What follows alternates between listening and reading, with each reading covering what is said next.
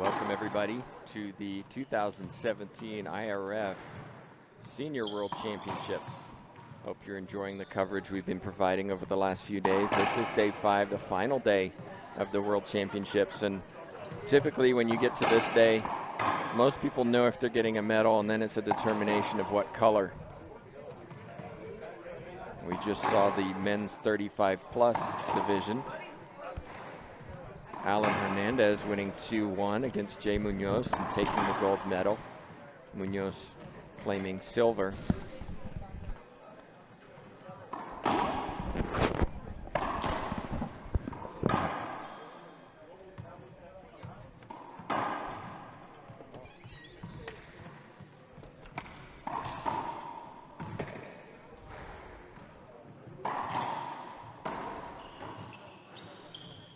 So this is my event. Speaking is Mel West, our production manager amongst many different titles, including player this week. Yeah. Mel, your first time here. What are your thoughts about this event? It's taxing. It's taxing. It's fun. It's taxing. Lots of games, lots of racquetball, but lots of good players as well. Not knowing really the event, not doing my homework, and actually knowing what's actually coming up. You know, I was so busy with work and life, and then knowing I'm coming to this event, I really didn't look at, okay, we're going to play three games to 11, and every point matters. So when we were playing, we're playing some other not fantastic doubles players, so we don't want to clobber them and make them feel like they don't belong here. You're talking about the mixed doubles that we're watching right now. Yeah. So as far as that goes, it makes it tough because I don't want to give them zeros. But I have to. Right. So because theoretically they could come back and take a medal off of you because it's all about the points, yes, not necessarily about how many times you win. And we saw Gary Mazeroff earlier talking about you can win every match and still not claim a gold medal. Yeah. Because it's based on points. And we've won all these matches, and so anyway. So what we have here is a mixed doubles 50 plus. Just moving some people away from the camera.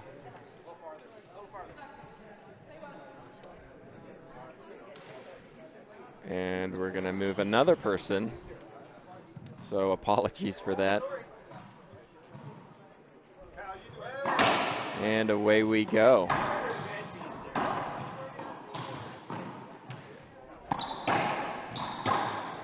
So Mel, you played this division. It's round robin in this division, am I correct? Yes, it's all round robin.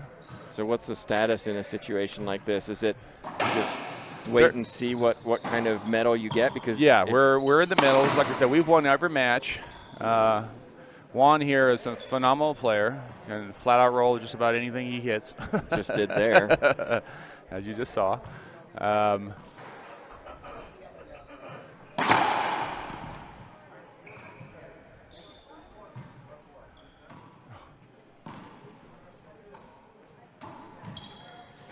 Correct this scoreboard here. This is self-reffed, and it looks like that was a short second serve, so just a mental error.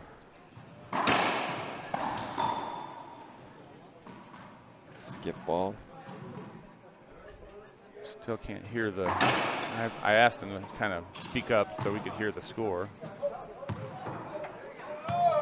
That'll be a replay. There's a 12-foot demarcation line up on the back wall.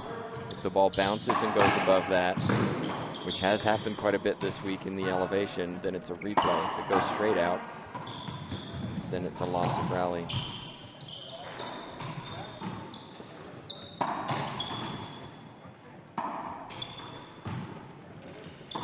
And mixed doubles. I like mixed doubles because it's a little different. It's you have a different way of thinking of how to play the game than your normally fast-paced men's doubles or something like that.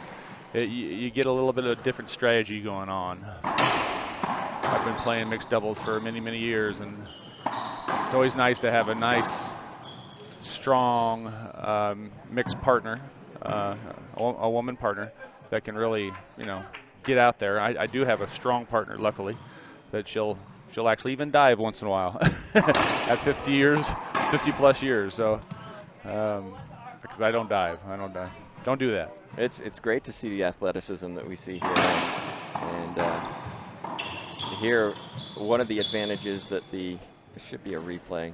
Yeah, they'll replay that. One of the advantages that you see here with the team in the back is you have a left-handed player and a right-handed player, so both players play the forehand. So in that situation, sometimes teams will serve down the middle to force one of them to hit a backhand. Just a unforced error. See if we can hear a score here.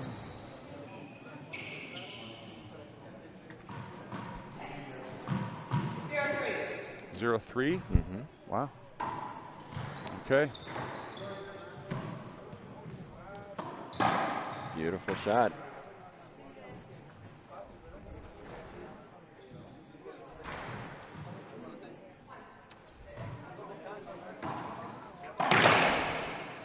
Nice. Took it early. Nice. That was a smart shot. Let me just pull up the bracket here and give you a situation, a status update on these two teams. So if I'm right, there, at least some of the numbers we were trying to crunch last night with Susie and her partner Juan in the front court, and who are serving right now, we were like 4 points ahead of them no matter what they did. At least that was kind of what we were, but we weren't sure that we were doing it right. So we're all just kind of waiting to see how it works out. So you finished your matches, and it's just a case of you waiting to see how others do to determine what kind of medal you receive. Yes. Oh, wow. Susie missed that one. Susie is not on her game today. I've seen Susie. I would drive serve Susie. And, I mean, I would put everything I had into it. She would just nicely tap it back and kill it in the corner. Right there, the left side. And she's got huge, huge precision swings. And I'm surprised that she just missed the little easy ones like that. Well, but sometimes that happens. You've been playing for 5 days. Physically and mentally, you're a little bit tired. Then also add in the fact that we're live streaming this, and most of us as amateurs are not used to being live streamed in front of an audience, and you know it, and so maybe you're a little bit more tense, and you got family and friends watching. It's all in your head. It adds a little bit into it. It is. It gets into your head quite a bit.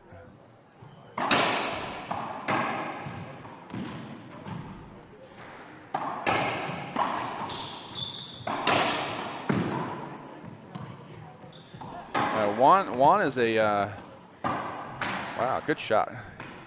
Juan's a very good player.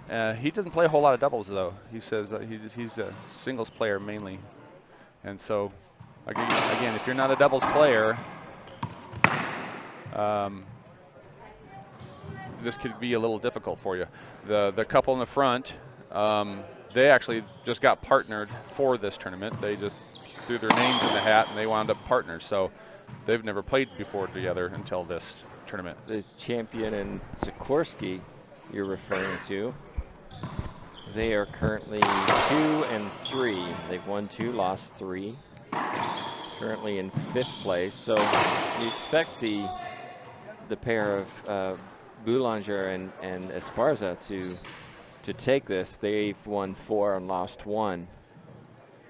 Yourself, of course, 6 and 0. So currently in the lead, but Boulanger and Esparza, if they win this 3-0, it could get interesting given the fact that while you've won 6, you've won 15 games, you've lost 3 games. They've also only lost 3 games. So it creates that really odd dynamic, and it may come down to head-to-head, but we'll see how it goes. Right now, though, they're down, so They do know they need to claim all 3 of these games. Otherwise, they are out of the gold medal. So definitely an interesting match for you to watch, Mel. Yeah. I think it's 4-5. I'm not positive.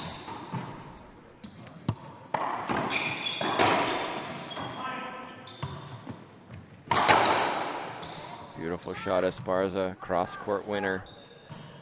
Called off his partner.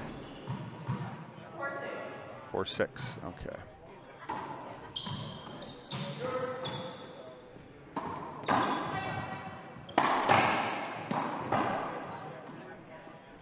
And out. Esparza serving. Wow, great Nice shot. Not thrilled with how the technique of that. You saw how late he waited to bring up his racket, but Yeah. it worked.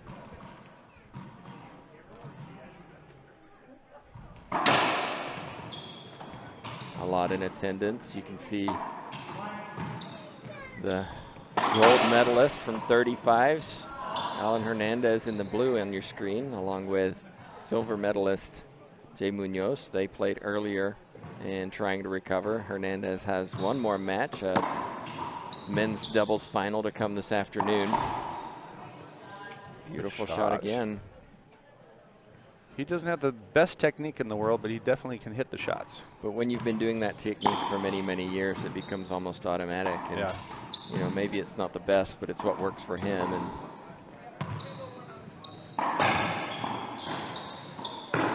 good get. And Juan's a very powerful player, so if you're slow at all, forget it. and you can see he likes to go cross court. Yes. Doesn't like to go down the line, so that's something I would be aware of if I was playing him, is just watch for that wide angle and that cross court. There it is again. Well, I think he's going after her. Yeah. He feels the weaker partner, so let's see if we can get a score. 5-7.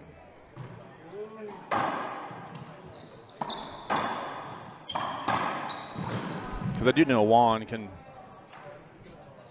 hit that straight down the line forehand as well, because I saw about, I don't know, 10 of those serves that I couldn't even touch.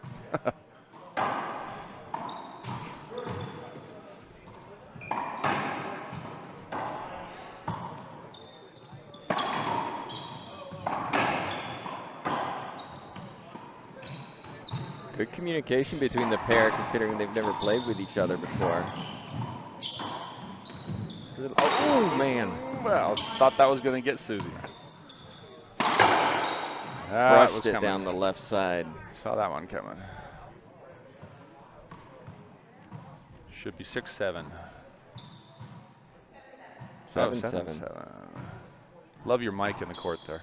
Thanks. It's a great addition. Oh yeah. Get to hear some conversation. You hear what they're discussing. It's a new thing. We hope you appreciate it, and all the streaming that we've done. This is the first time we've been able to live stream the World Seniors. Thanks so much to Midtown Sports and Wellness for allowing us the opportunity to bring in all the equipment and take up space and internet. They've been very nice. They've been very, very, very accommodating for us, and trying to do the best they can to help us do this job. So we're appreciative of Midtown. And we hope you are too, and encourage you to please share on this feed, and let's spread racquetball. We'll be here for the next several hours, and we hope you appreciate the matches going on.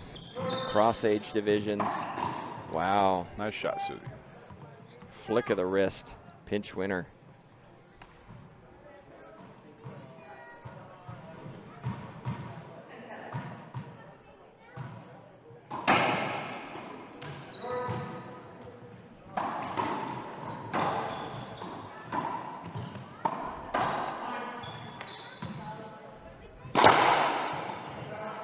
Oh, that was game. That was 11-7. Now, first game down. One game down, 2 to go, and we will take just a quick short, or do you want to stay here? No, I think they're just going to go straight back. Oh, they're going in it? All right. Continuing on. All right, we're going to stay here. I'm trying to get another camera going. I'm just waiting on some battery power here forever and ever, it seems. So at least have another camera angle. I had some technical problems because of equipment didn't get in the bag, so can't get those cameras continuing going all the time.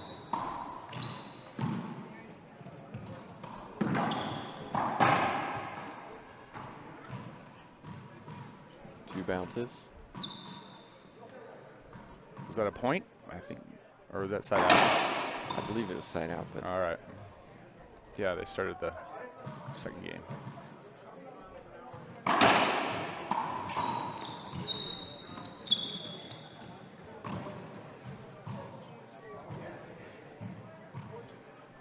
So if you're playing doubles, one of the things that you need to be aware of is you got to get out of that. If your partner's serving, you need to get out of that box as soon as that ball goes across the line, just to be ready. yeah, well, in IRF rules, as soon as the ball is the start of the service motion, which according to IRF rules is once the ball has left the hand, you are entitled to get out of that box. Oh, okay. Well, there's one I did not know. Now, the trick there is you need to be very careful, because if you are serving over to your partner's side as a jam serve, for example, if you are moving out of that box and you're out of the box and then you get hit, you're obviously losing that rally. So you need to communicate with your partner when you are going to serve something like that to make sure that they stay there until the ball has passed them. Otherwise, you're absolutely right, because a lot of players returning that serve will return cross court at the person jammed in the box. So you need to get out of that box as soon as possible and make yourself ready to return that. Esparza just crushing it down the right side. As you said, he's definitely a power player. Yeah. 3-0.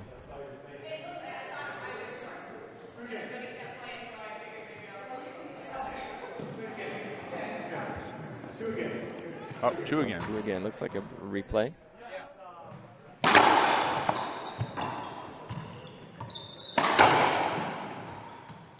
Beautiful pass. Again, going cross court. Esparza did tell us that like I said, he doesn't play a whole lot of doubles, and I think this is his first tournament in doubles, so.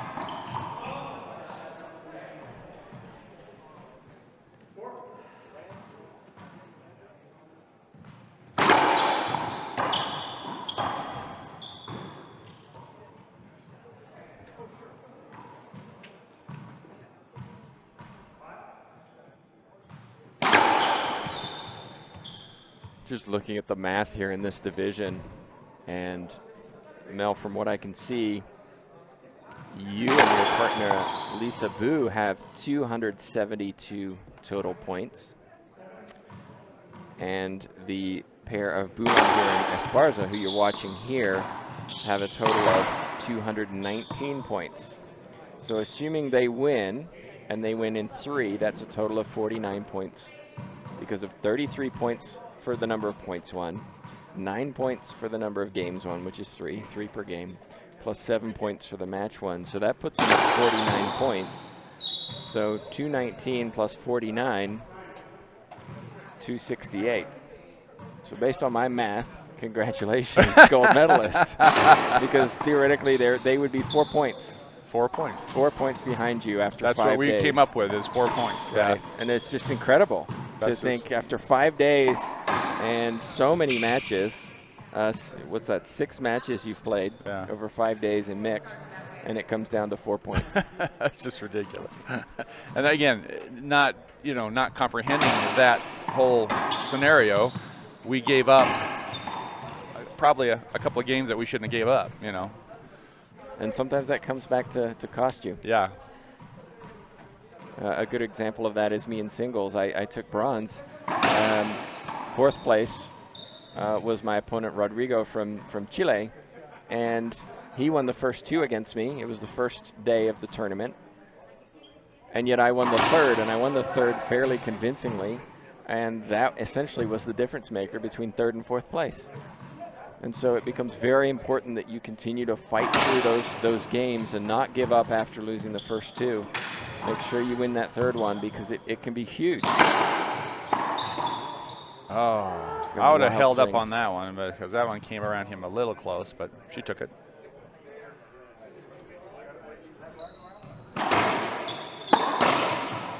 I'm guessing on the score, but trying to get it caught up.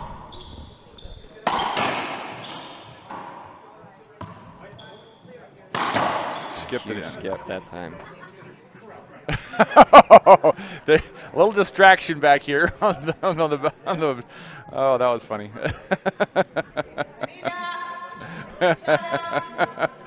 They're giving Juan a little bit of hard time on his setup on that shot. Yeah, it's great to have so many players and fans watching, both here and at home, and there's such camaraderie both on and off the court. It's a lot of fun watching everybody play and just enjoy each other's company. I spoke with Joanne Pomodoro yesterday about why does she come back year after year after year, and she said, well, I come back to see my family every year. Yeah, this is a lot of fun. This is a lot of fun, and just wonderful people. I mean, from a lot of folks from Mexico, just a lot of fun.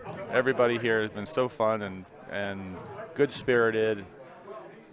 Like I said, we're outside, we're best friends, we're camaraderie. It was just great. You walk in the court and that changes. Mm-hmm. But when you're off the court, we're back to, hey, good job, great, great match, and it's left on the court. And that's really the way it's been here the whole time. And that's how it should be. It's fiercely competitive, and yet at the same time it's so much fun, and it's great to see even self-reffing where we have so few issues with calls and so much fair play. And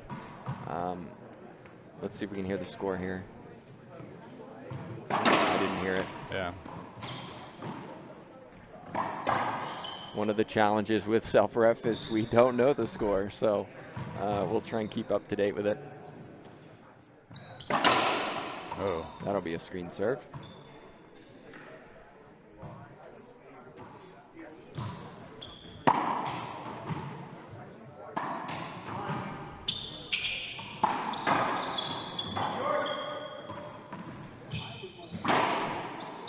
Good pickup.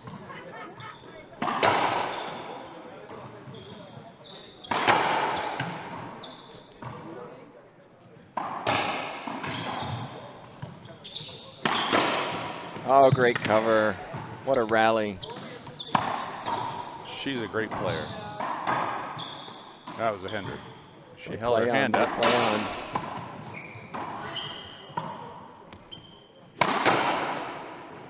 Oh, just not able to. Wow. What a great effort from both of these teams. 9-5. 9-5. All right. Now we know.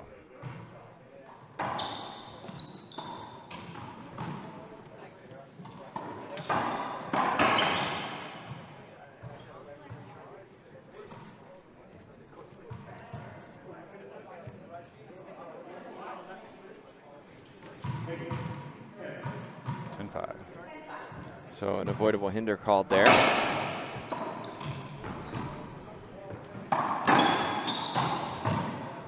And that's game number 2.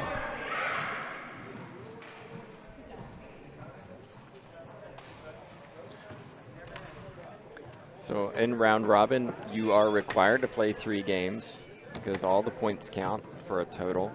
Some of the divisions have had playoffs where we've had, for example, in the 50+, we've had 14 players in singles, and so there were 2 groups of 7, and then that results in a playoff based on how people finish. And, sometimes the pool play takes a little bit of pressure off because ultimately you're going to have to play good players in the playoff, and so you may not necessarily put everything into your round robin. Yeah. The flip side is in a division like this, there is no playoff, everything's round robin, and so you have to give everything every time.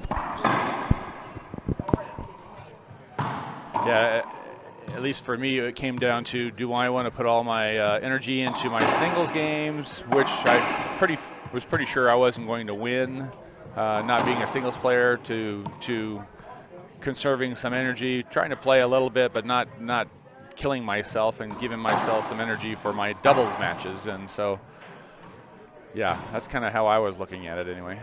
And you have to have that kind of thinking if you don't think you can give everything every time physically. You know, there has to be some game planning in it. Some players are playing 3 divisions. I did it once. It was very, very difficult. And so you have to consider, how do I treat this match? Well, you know, I work a 50-hour, 60-hour week sometimes. I don't have a whole lot of time to practice or to condition and all that type of thing. I play a couple times a week, 2-3 times a week. I don't have a lot of great players to play with at my area. I do travel to Phoenix a lot to play some better players, to get some good practice in every once in a while. So, you know, you gotta say, okay, you know, there's a certain amount of condition and play that I can do, you know, and so I'm not gonna beat myself up losing, you know, because I'm just not there where some of these guys can play. Some of these guys have their own facilities that they get to practice in daily. I can't. There's just no way I can beat that. And so, you know, it is what it is, and that's okay. I'm happy just being here and being a part of it and having a good time playing. And I'd say for the most part, the players are just like you. They have a family, they have a full-time job, and they have injuries and can't always play, and so that's what makes this fun, because you're in the same boat as a lot of other people, rather than going to a tournament and playing, you know, somebody who is much younger than you, or maybe plays full-time or trains full-time, and it's so difficult to compete against that, and for most of us we can't, and so we come and we compete in a World Seniors, and we know that we're all kind of in the same boat together, and we all get it. So if you are one of those people between 35 and 95, we had 95 match, first one in history here yesterday. That was so cool. It was amazing. You know, consider coming out to this. It's a great event. Go to internationalracquetball.com to learn more about this event. It's held here every year, usually, excuse me, the week before Labor Day. And you know, make that effort, because what we're seeing is more and more people coming out and more people coming back, and that's why we've seen this tournament grow over the last few years. Yeah, you were saying there's to getting, you know, bigger, to where we're using 3 clubs and we're having to get shouldered around, because it's a popular event. Is that a good shot? I couldn't see it. Esparza thought so. 3 serving? Sounded right.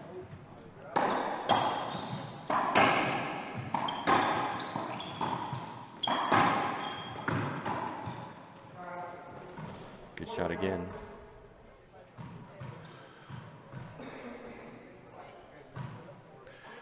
And I just keep going. I just keep on hitting on the fact that we are all players. We love this game, obviously, but that's why we're here. That's why we're playing. But we also have a charge, each of us. Boy, that was a crazy. We had everybody converge in the middle as he was trying to do a backhand. Why? One's like, why did everybody do that? One was in the way. Both wanted to hit the one that was in the way, and so I don't know. I think we're getting a replay here. I hope so. So what I was saying is that we all have a charge to teach the youth to play. Somebody was telling me numbers and said and I don't know if it was you or somebody else, saying the numbers of players from 50 on over or 40 on over is way bigger. That group of people is way bigger than from 20 on up to 50 or whatever that number is. The number of young players is so much lower than the older players right now, and that's a scary thought to me as a player, because that means we don't have enough young people playing this game that are, you know. Well, the one thing I would say in response to that, we'll get a replay there. See, that's a situation where I really think there's an avoidable hinder. I mean, it clearly impeded somebody from taking a straight shot to the front wall. Yeah, that was it. Okay. But you know, we often just think about the United States, and fail to forget that the racquetball is growing exterior to the United States, and I don't know the numbers for the United States, but I would agree that especially in the United States, that there's a much larger percentage who are, as you said, the 40 plus, and I think part of that too is you may get juniors playing, they get through college, full-time job, married, kids, all that. It happens. And it for me, it was very difficult. It still is difficult with younger family to get away and to participate as much as I want. And so it takes a back seat. Yeah. And then maybe once you hit, as you said, 40, 45, maybe the family side has become a little bit easier. Kids are maybe going to college and so on. And the job situation is more stable. And so you have that time and finances to do more racquetball and more tournaments. That's exactly the way it was. Yep. But we are seeing huge growth in places like Bolivia, certainly Latin America. We're hoping, of course, for to see a lot of growth in China. We're having the World Championships next year. My understanding, and don't quote me on this, but I think June 20th will be the start of the World Championships next year. Oh, nice. I got an email this morning from General Secretary Luc Senonge telling me that. So I'm just waiting for a confirmation that is really it. But we're going to China next year, and that's a huge market to really promote the sport. So we're really excited about that. I saw articles talking about the new facility that they're building for that reason. An absolutely brand new, beautiful facility exactly for the Pan American Games. For the World Championships. The World Championships. Yeah, they've literally, they're starting from scratch, and it's really exciting to do because the Mrs. Fu, who's kind of leading that as the president of the Chinese Federation, was over here and saw racquetball as a student, and so was able to play it kind of in college, and said, I want to take this sport back to China, and so that's kind of what's happening. So it's really exciting to see that, and I know a lot of players from around the world who maybe don't necessarily go to the World Championships all the time. This is one that they're all planning on going on because it's just that unique opportunity, that unique experience that no one's ever done before. That's awesome. I should also state that you know, many players who attend World Championships don't necessarily live in the country that they represent. They may have a parent who's from that country, or a birth certificate or a passport or something like that. So if you're one of those people, you know, I had somebody approach me the other day and, hey, my mom's from Latvia. Can I represent Latvia? Absolutely. If you got the paperwork, yeah, come on out, come represent a country that's tied to you, obviously. Yes. And get that unique experience. And, you know, I've been fortunate to compete at, let's see, 3 World Championships. That's myself cool. representing England. That's very cool. It's been so much fun, just getting that experience, and you know, it's an honor to wear your country's colors, and it's been truly a remarkable experience. Yeah, we were talking about that the other day. So the things that you need are passport. You can have a passport from that country, a parent with a birth certificate, or you with a birth certificate from that country. You can have a national governing body approve you. Usually that could be through residency. You've lived there for, you know, 3-5 years, whatever their rules are. Talk about a little bit about governing bodies. When you're talking to governing bodies, what are you talking about? Okay, so each racquetball, for a little bit of confusion there. some laughter with the crowd, but each racquetball federation, each country has a racquetball federation. Okay. If you don't have it or don't know of it, contact us and we can put you in touch with the people that you need to. Yeah. We had a situation with Peru, for example, who contacted us a couple weeks ago. We play racquetball down here. Who do we contact because we want to participate in the Pan American Championships? That's so awesome. we're able to, you know, okay, these are the people who run racquetball, etc. So reach out to us.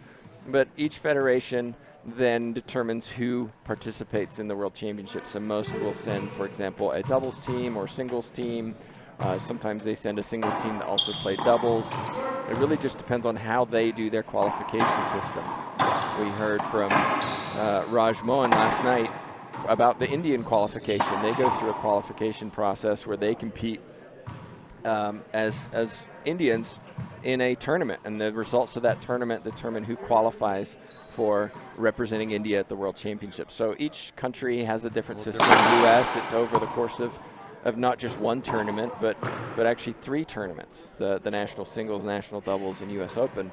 So you know, Mexico nationals, they qualify in one tournament. So it just depends on each country's decision on how players represent that country at an international tournament like what we offer here. That's cool. The exception, of course, is World Seniors, where it's open to everybody. And you still represent your country, but anybody's entitled to come as long as they meet the age requirements. Okay. I should also state, though, that it's open. We don't have we have the age brackets. We have mixed and doubles and singles, but we don't have open, elite, A, B, C, D, and novice. If you come, the assumption is you're playing in open, and sometimes we see players who may not be open, but that's okay.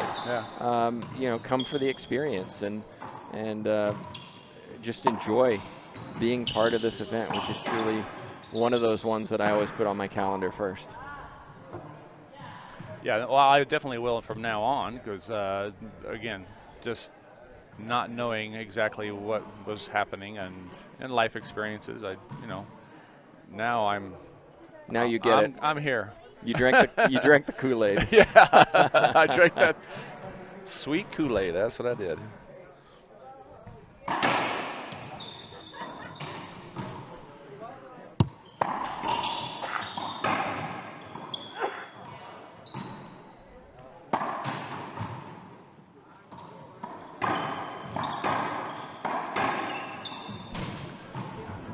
I thought I heard 9-2, but I'm just not positive.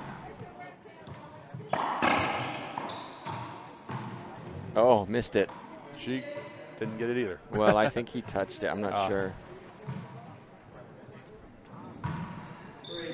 3. I heard 3, but I didn't hear the other score.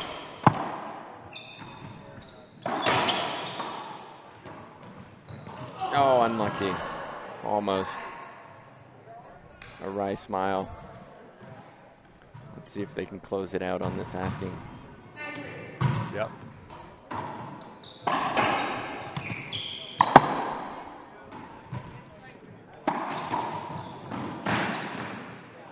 That's a good shot. Half out.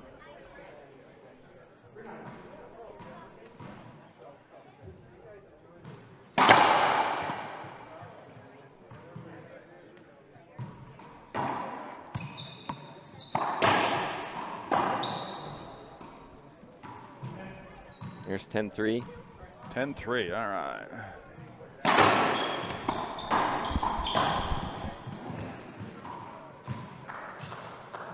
That looks like the match. All right. Lots of fun, lots of games, lots of medals. That's what we're talking about here, folks. Game 3 is done and over with. We're going to probably look at, not exactly sure. Well, we're not sure where we're going to have next here. We will set up again and take a quick break for us and get the next game ready to go. We're not going to go anywhere. We're going to keep the stream going. We'll just have a graphic up for a little bit. Stay tuned. Please share with your racquetball friends and other friends, and help us spread the word about our sport and keep it going for us. And we'll be back here in a few minutes.